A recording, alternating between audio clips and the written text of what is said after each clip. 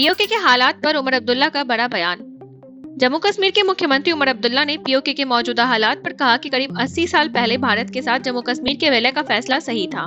श्रीनगर में स्वतंत्रता दिवस पर तिरंगा फहराने के बाद उन्होंने कहा कि एलओसी के उस पार की स्थिति देखकर उन्हें उस फैसले के सही होने का एहसास होता है। उन्होंने हमलावर खबरदार का नारा लगाने वालों को सही बताते हुए कहा कि उनके बलिदान जायज थे। पीओके में विरोध प्रदर्शनों और कार्रवाई की खबरों के बीच उमर ने वहां के हालात पर दुख और चिंता जताई। पीएम मोदी के पॉकेट स्क्वायर पर कांग्रेस का तंज। लाल किले से स्वतंत्रता दिवस संबोधन के दौरान पीएम मोदी के पॉकेट स्क्वायर को लेकर कांग्रेस ने सवाल उठाया।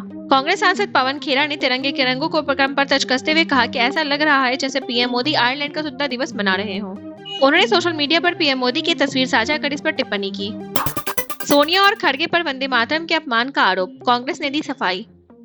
स्वतंत्रता दिवस पर कांग्रेस मुख्यालय में वंदे मातरम के दौरान सोनिया गांधी और मल्लिकार्जुन खड़गे की बातचीत करते वीडियो के वायरल होने पर विवाद शुरू हो गया।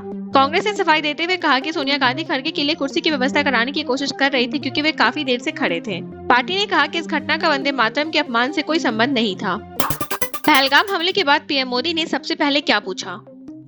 एनएसए अजीत डोभाल ने ऑपरेशन सिंदूर पर नई डॉक्यूमेंट्री में बड़ा खुलासा किया। उनके मुताबिक 22 अप्रैल 2025 के पहलगाम आतंकी हमले के बाद सऊदी अरब दौरा बीच में छोड़कर लौटे पीएम मोदी ने सबसे पहले पूछा था कि हमले के पीछे कौन है।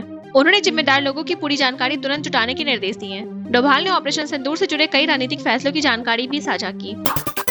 सीजेपी का इंस्टाग्राम अकाउंट हुआ डाउन, अभिजीत दीपके ने जताई नाराजगी। कॉकरोच जनता पार्टी का आधिकारिक इंस्टाग्राम पेज शनिवार को कुछ समय के लिए डाउन हो गया। पार्टी के फाउंडर अभिजीत दीपके ने इसे लेकर नाराजगी जताई और आरोप लगाया कि स्वतंत्रता दिवस पर उनकी आवाज दबाने की कोशिश हुई। हालांकि बाद में सीजेपी ने बताया कि उसका इंस्टाग्राम अकाउंट सफलतापूर्वक रिकवर कर लिया गया है। पार्टी ने कहा कि वह ऐसी कोशिशों से डरने वाले नहीं हैं। राहुल गांधी को विशेषाधिकार नोटिस, 28 अगस्त तक देना होगा जवाब। लोकसभा सचिवालय ने नेता प्रतिपक्ष राहुल गांधी को विशेषाधिकार हनन का नोटिस जारी किया है।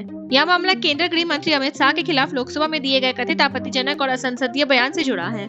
बीजेपी सांसदों की शिकायत के बाद मामला लोकसभा अध्यक्ष ओम बिरला तक पहुंचा। राहुल गांधी से 28 अगस्त तक जवाब मांगा गया है। फिलहाल यह अंतिम कार्रवाई नहीं है बल्कि उनका पक्ष मांगा गया है। लाल किले पर पीएम मोदी के साथ दिखी कैप्टन सोनिया सिंह चौहान।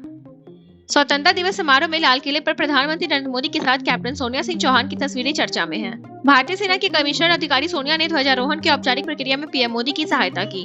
उनकी मौजूदगी को समारोह में महिला सशक्तिकरण और नारी शक्ति के प्रतीक के तौर पर भी देखा जा रहा है। हालांकि उनकी निजी और रेजिमेंट से जुड़ी विस्तृत जानकारी अभी सार्वजनिक नहीं है। सोनम वांगचुक ने पीएम मोदी को याद दिलाया 2014 का वादा। स्वतंत्रता दिवस पर एक्टिविस्ट सोनम वांगचुक ने प्रधानमंत्री नरेंद्र मोदी को 2014 के एक कथित वादे की याद दिलाई। उन्होंने कहा कि 12 साल बाद भी यह वादा पूरा नहीं हुआ है और इसे अगले 1 साल में पूरा किया जा सकता है। वांगचुक ने संसद के कथित आपराधिक मामलों का मुद्दा उठाते हुए नेताओं के अपराधिक कानून को खत्म करने की मांग की। पीएम मोदी का 75 मिनट का भाषण, विकास और जेनजी पर जोर। 80वें स्वतंत्रता दिवस पर प्रधानमंत्री नरेंद्र मोदी ने लाल किले से करीब 75 मिनट तक देश को संबोधित किया। उन्होंने विकास, आत्मनिर्भरता, एमएसएमई, डिजिटल इनोवेशन और जेनजी की भूमिका पर जोर दिया। पीएम मोदी ने डिफेंस प्रोडक्शन, इलेक्ट्रॉनिक मैन्युफैक्चरिंग और मोबाइल फोन उत्पादन में बढ़ोतरी का जिक्र किया।